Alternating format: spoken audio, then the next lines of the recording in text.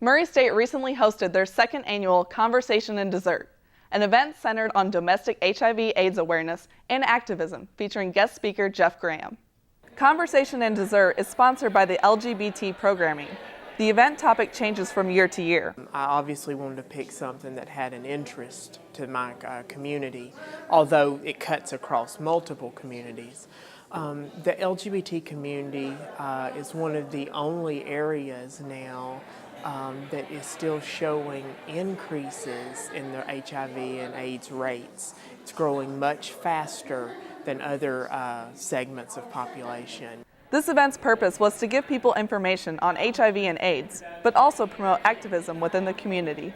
I began noticing it was an issue that a lot of students don't recognize as an issue that they are championing any longer, that they recognize that the AIDS battle is a fight for a previous generation. And I took an issue with that because, as many of you know, that we do not have a cure for AIDS yet.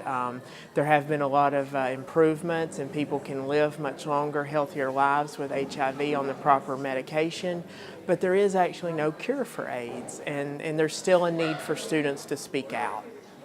The event speaker, Jeff Graham, is the executive director of Georgia Equality and has been a dedicated advocate for this cause. The one thing that I have seen over my 30 years of working in the field of HIV and AIDS is that it remains a disease about young people. That's when people get infected with HIV, primarily is when they're young.